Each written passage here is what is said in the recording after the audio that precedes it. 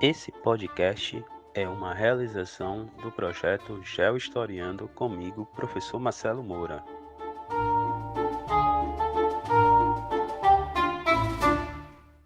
Dando continuidade ao tema 5, América Latina Sociedade, vamos dar continuidade ao capítulo 1, os povos nativos, onde nós vimos a ocupação do continente com características importantes desses povos nativos.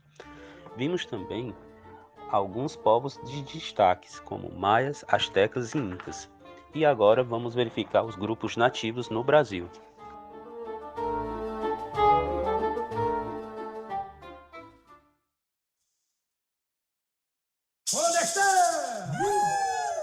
No Brasil também havia cerca de 1.400 povos que habitavam as terras antes da chegada dos europeus portugueses.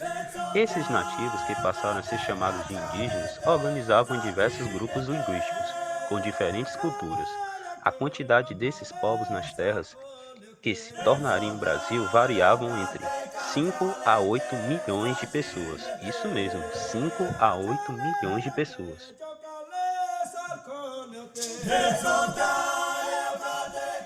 Assim como os maias, astecas e incas, os povos indígenas no Brasil viviam em sociedades organizadas, com hierarquia de comando, extraindo da natureza os alimentos e utensílios necessários para a sobrevivência.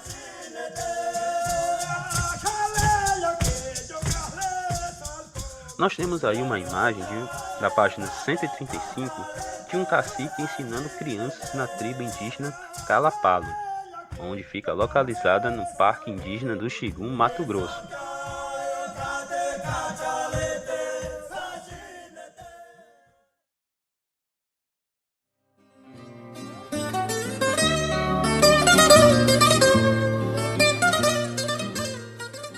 No contato com os colonizadores europeus, os nativos das terras brasileiras também sofreram dominação, que culminou em escravidão e extermínio.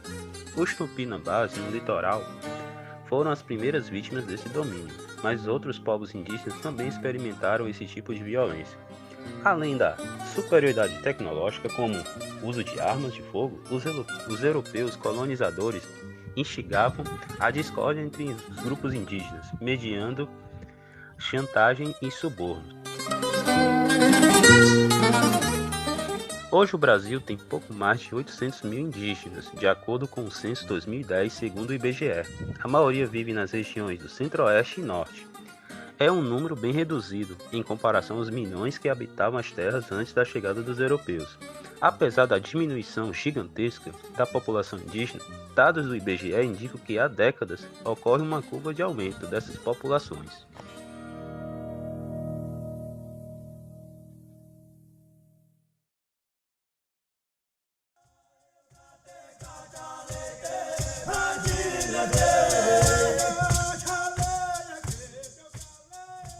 Porém, atualmente, muitos indígenas vivem em condições de pobreza e encontram-se envolvidos em conflitos pela terra.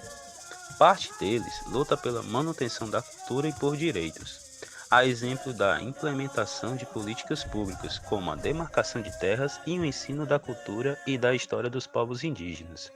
Nós temos na página 136 uma imagem que fala sobre os indígenas da tribo Guarani protestando contra a anulação de novas remarcações da aldeia Jaraguá pelo Ministério da Justiça em São Paulo em 2017.